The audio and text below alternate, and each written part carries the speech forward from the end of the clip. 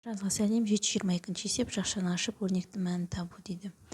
Бірінші біз барлық жақшаларды ашамыз. Ашқан кезде таңбаларға мән береміз. Егер де минус таңбасы болса, жақшаның ішінде қарама-қарсы таңба өзгереді.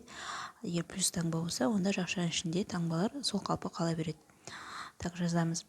38,267 минус 5,18-17 минус 1,074 плюс 3,6-1.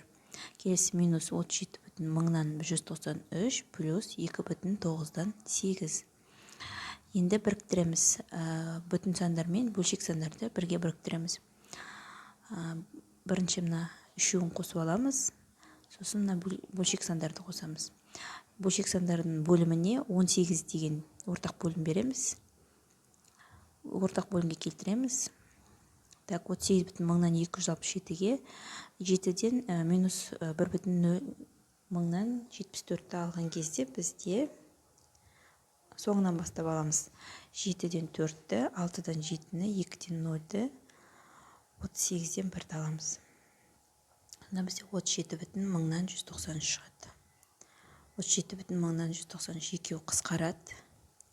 Келесі 5,18-ден 17 қосылған, 3,18-ден 3 қосылған, 2,18-ден 16. Так, бір ортақ бөлімге келтірдік. Енді минус 5,18-ден 17-ден аламыз 3,18-ден 3-ті. Так, минус 2 болады. 5-ден 3-ті алғанда 18 бүтін жазып қоямыз. 17-ден 3 алғанда 14 болады.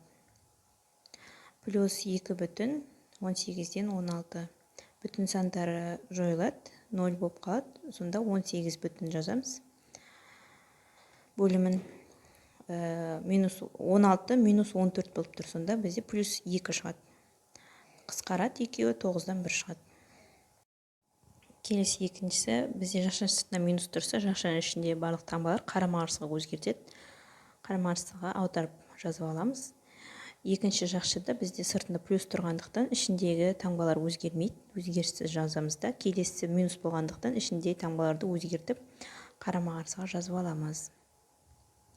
Енді бөлшектерді бөлек қосып аламыз. Ортақ бөлімге келтіреміз. Ортақ бөлімі бізде 15 болады. Енді минус 19,15-ден 4 плюс 8,15-ден 3 плюс 11,15-ден 10 деп жазамыз.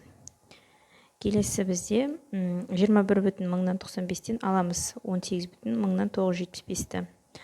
Артынан бастасақ, бізде 5-ден 5 алсақ 0, 9-ден 7 алсақ 2, 0-ден 9 алынбайды, 1-ден 1-ін береміз, 10-нан 9 алсақ 1, 20-дан 18 алсақ бізде 2 болады.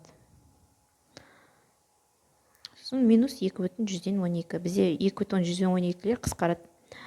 Енді мұнда орындаймыз. Бірінші алғашқы екі бөлшекті қосып алсақ, так, бізде минус, жоқ, соңғы екеуін қосайық, 19,15-ден 13 шығады. Сонда бізде 19 бүтіндеріміз кетейін деп тұр ғой.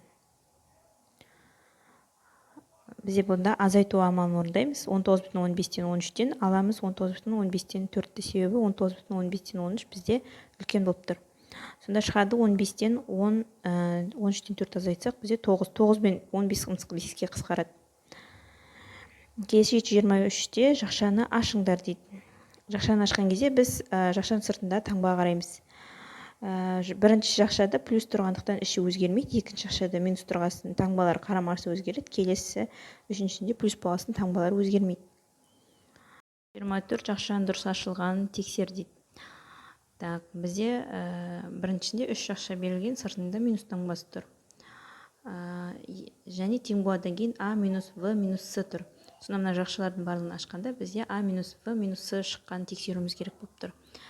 Сонымен біріншіні жазып аламыз, 3 жақшамызды.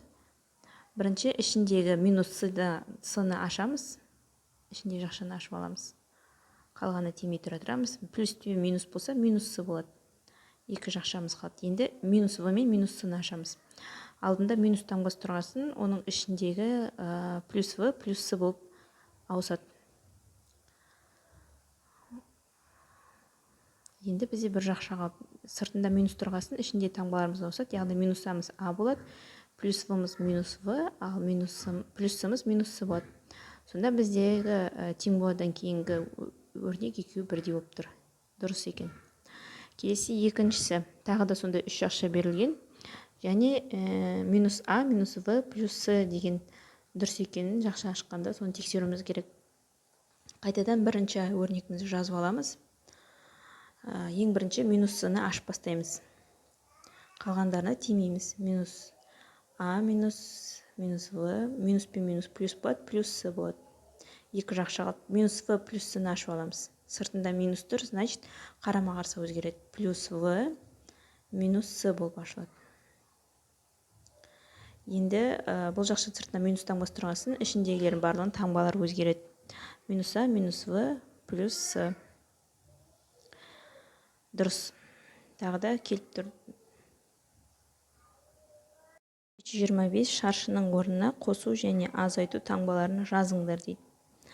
Яғни бізде бірінші жақшаны ашқан кезде қандай таңбалар болып шығатыны соны жазуымыз керек. Ол үшін жақшаны ашамыз. А минус в-ның сыртында бізде минус таңбасы тұр, сондықтан ішінде таңбалар өзгереді. А-мыз минус а, минус в-мыз плюс в болып шығады. Сондықтан бірінші в-ның алдына плюс қоямыз. Плюс жақшаның сыртында, екінші жақшаның сыртында болғасын, ішіндегі таңбалар өзгермейді, минусты плюсты болып қала береді. Келесі бірінші теңбаладың алдындағын анықтауымыз керек, яғни керісінше. Минус x болып тұру үшін бізде плюс болу керек, плюс y болып тұру үшін жақшаның сырты плюс болу керек. Екіншісінде бізде жақшаның сыртында минус таңбасы болу керек, сол кезде